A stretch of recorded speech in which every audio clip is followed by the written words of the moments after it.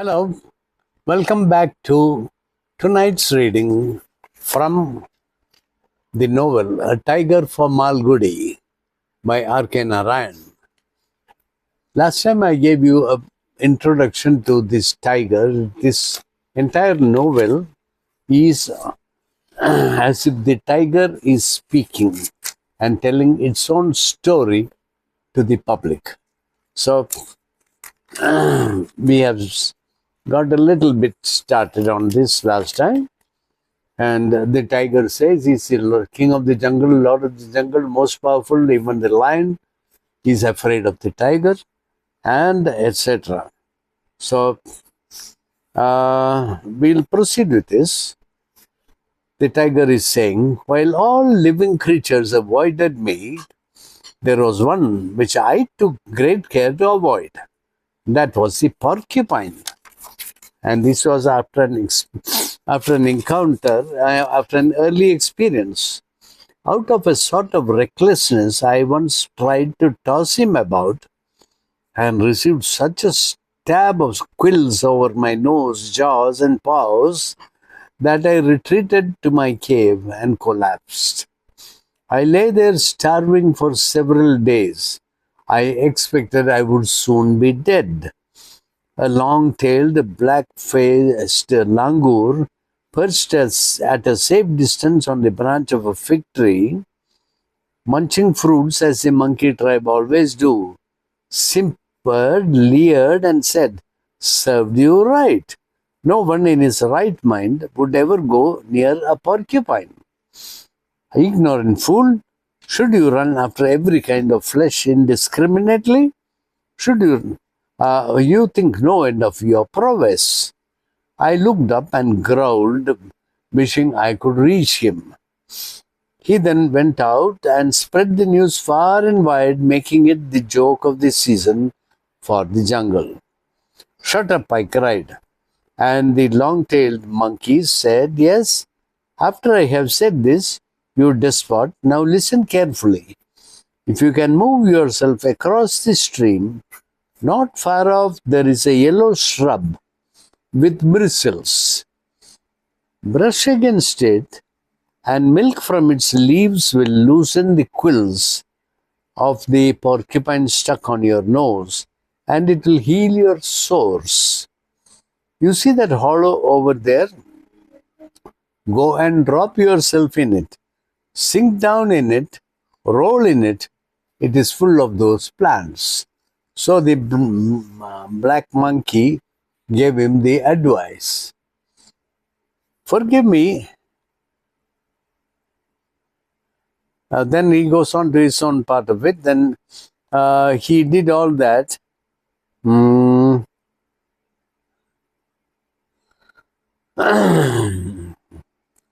I only worried about monkeys. They lived at a height and moved and ran about as they pleased, and thought they were above the normal rules of the laws of the jungle. A mischievous tribe, I was aware of how they hopped from place to place, hiding amidst foliage, bearing malicious rumors, and trying to damage my authority. Their allies were birds which lived at a height and enjoyed greater facility than the monkeys themselves, in that they could fly away at my approach.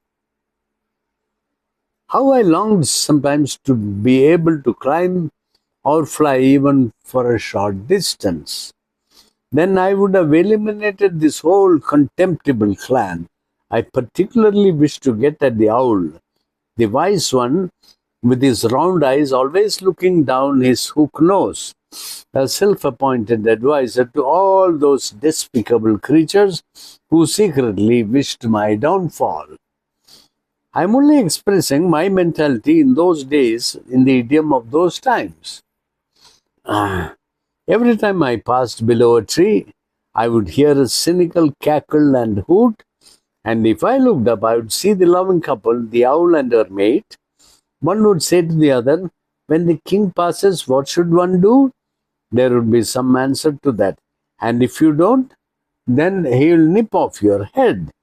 Yes, only if he could carry his mighty bulk up a tree trunk, the other would reply.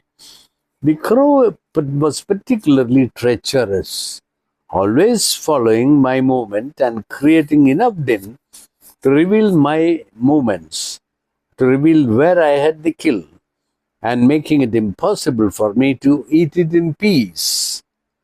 Sneaking up to peck at my food and retreating when I turned, again and again and again. Worse than the crow were the kites, vultures, and eagles, and such birds, which circled loftily in the high heaven, but to no greater purpose than to spot out carrion, glide down and clean it up to the bone. Mean creatures, ever on the watch for someone else's kill. Another creature that I had my eyes on was the leopard. I don't know how many members of that odious family existed in my forest. They didn't seem to breed or multiply too openly. The leopard was so secretive that you never noticed more than one at a time, and hardly ever a family. It has always been a mystery. When I passed by, he would climb a tree pointedly to emphasize the fact that he was higher than myself. I tried to ignore the creature, since he possessed greater agility and could get beyond anyone's reach. But he was mean, and always made it clear that he was there and didn't care for me. He made all kinds of noises while I passed, and purred and growled and sneered. When he was with his mate, it was worse. They made audible remarks, almost insulting, to a tiger, and talked among themselves about the superiority of spots over stripes. There was a jungle superstition about how the tiger came to have stripes.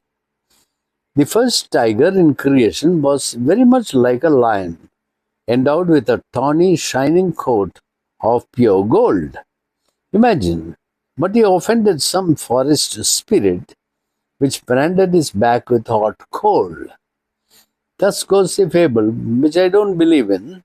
A canard started by some jealous creature like the leopard, who felt inferior owing to his spots, but made a virtue of it. The leopard couple sang this fable every time I passed by. A monotonous, silly song. I would have put an end to their song if I could have seen where they were. They were mostly unseen, and just streaked away like lightning when I glimpsed. I was helpless with this truant. It hurt my pride as a ruler of the jungle, while all other creatures respected my status, bowed to it, and kept out of my way. These leopards would always tease me.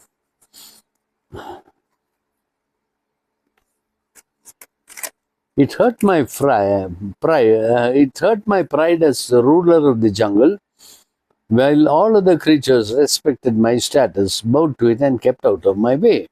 Night and day I spent in planning and thinking how best to humble the leopard, to exterminate him. Sometimes I set out to track him down in his lair, in a deep hollow, or inside a cave.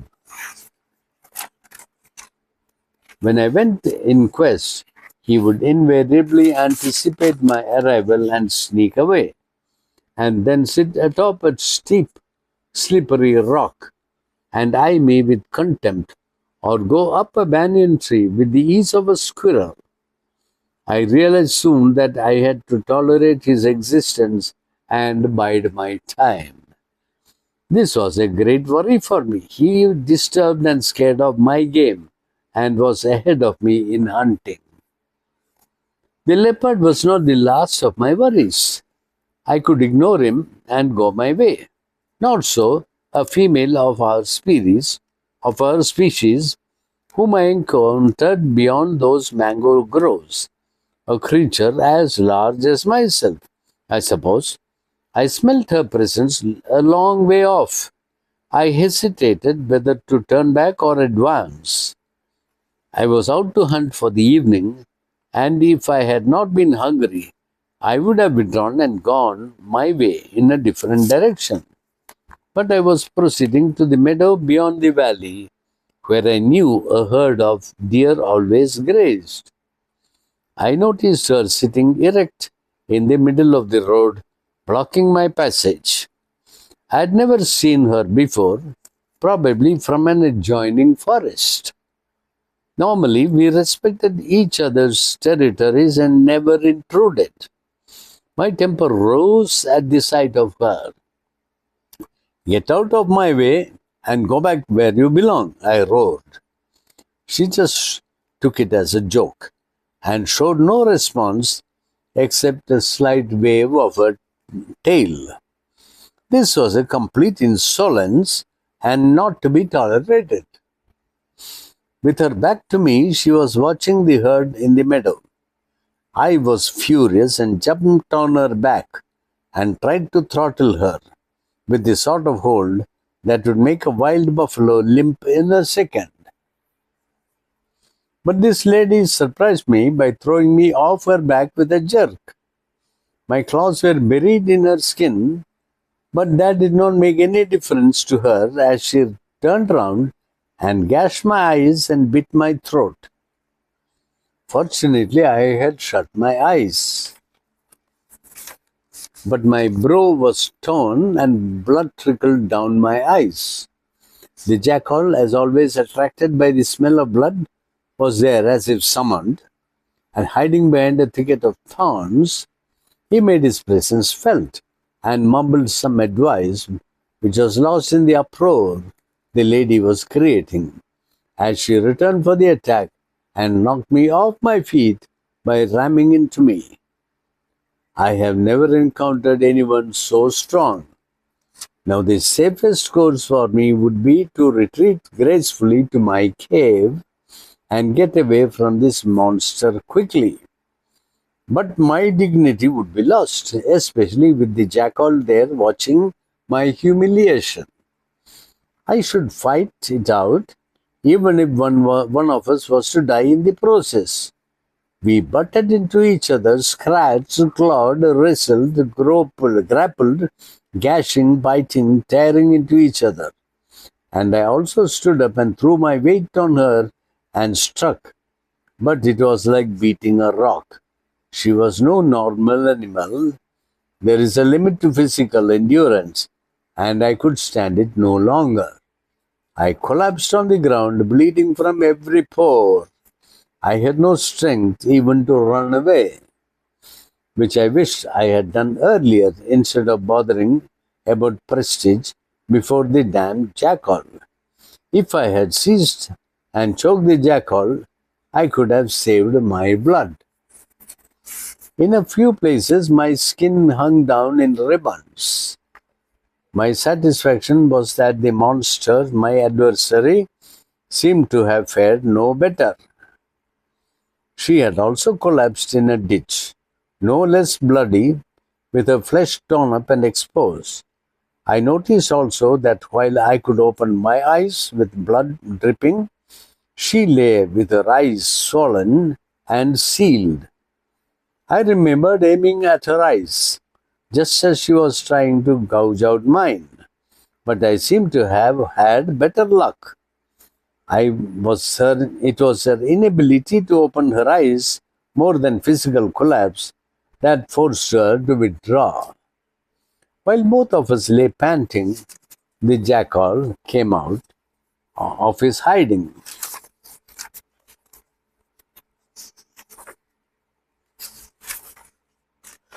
And, standing at a safe distance, raised his voice so that both of us could hear him.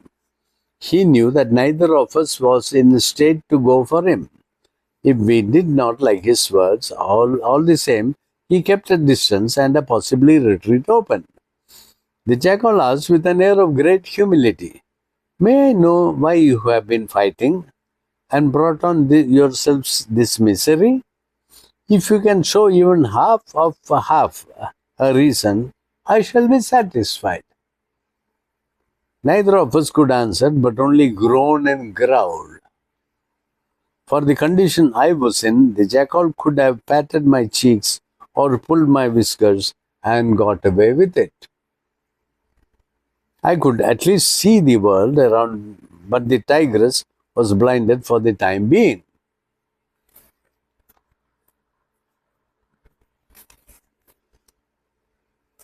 The jackal continued ingratiatingly, "If you cannot discover a reason to be enemies, why don't you consider being friends?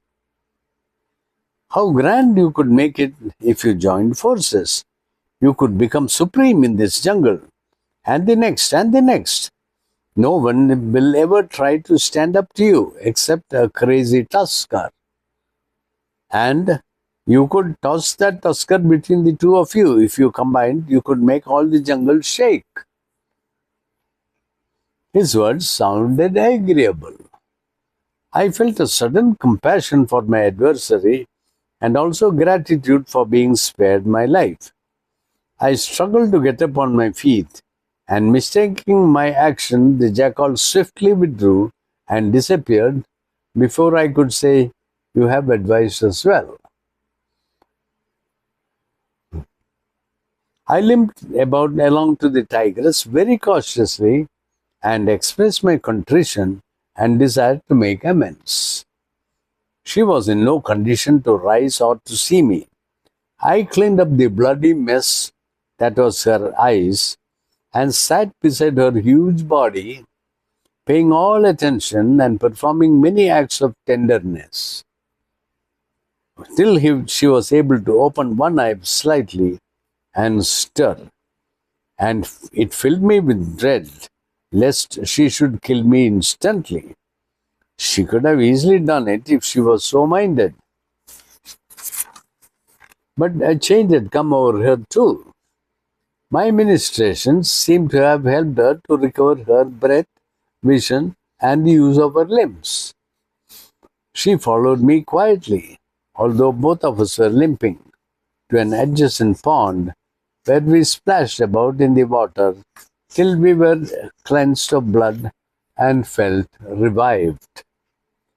We have no reckoning of the time in the manner of human beings, but by the time the scars on our backs were dry, a litter of 4 was added to our family, climbing and jumping all over us in the cave.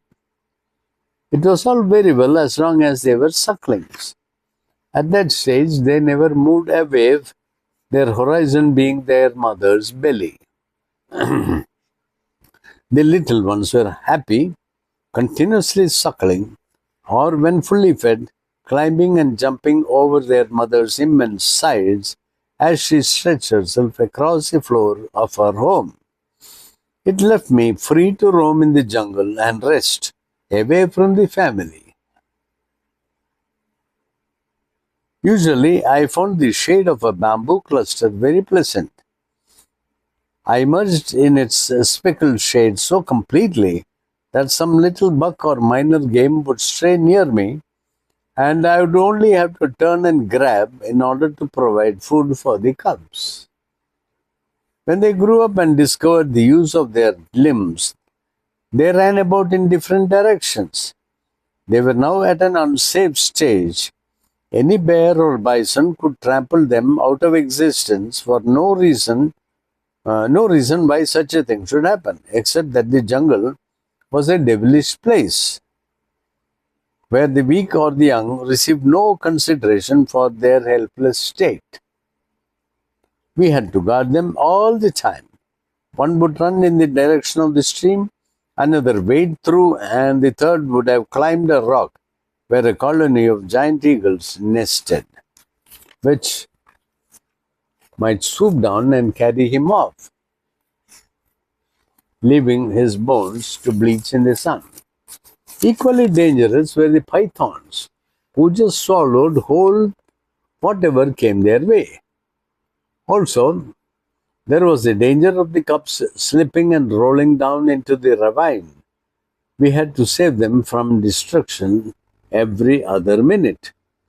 They were now too large to be carried by the scruff, and we caught and pummeled them along back into the cave. And one of us would lie across the entrance to prevent their going out again. This could be no permanent solution. A time came when the obstacle at the cave mouth made no difference to them. When the sentry parent had fallen into a doze, they could easily hop over him and explore the world. Though we enjoyed the spectacle of our cubs' activities, it was becoming a sore trial. It was my turn one evening to guard the cubs. Their mother had gone out in search of prey. I saw her go down the sandy slope across the river and climb the other bank. I had supposed the cubs were playing inside at the back of the cave. But at some moment when I was not alert enough, they must have vaulted over me and escaped. When I woke up, I saw them wading across the river, their little heads bobbing above the water. I watched them go, feeling too lazy to run after them. Evidently, they were following their mother's scent. No harm. I could see them go up the opposite bank. They could reach their mother and come back. After all, they had to gain experience. It would do them good to watch their mother hunt and share fresh kill. The air blowing in our direction brought some strange, unfamiliar noises and smells and crackling sounds like twigs breaking. I felt disturbed and bewildered. No sign of the cubs or the mother. I let out a roar that should ring through the forest, valleys and mountains, and summon back my family. Normally, when I called, there would be an answer.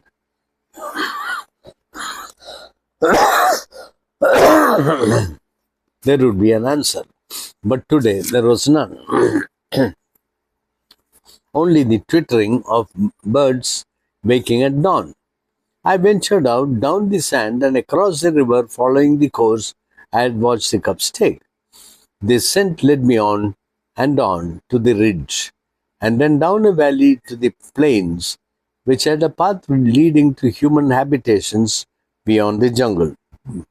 I cried in anguish and desperation, but silenced myself and crouched unobtrusively when I noticed far off, in the valley down below, a line of men passing, pulling and pushing an open cart on which were laid out the cubs and their mother.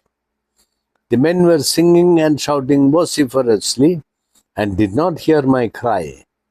I had thought till now that our jungle home was impregnable and unapproachable for human beings.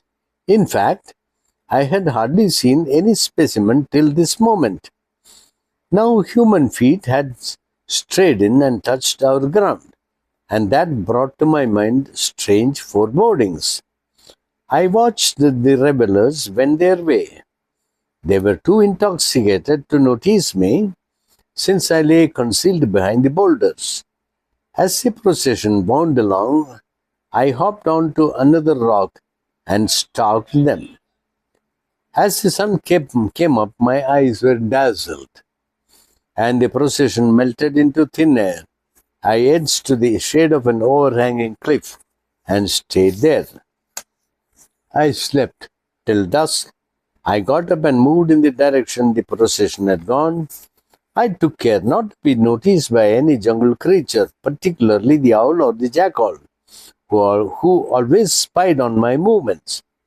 I moved away from the trees on which the owl generally was perched, and the bushes where the jackal would be sneaking around. I kept my movements along the rocks on the hill at a safe height.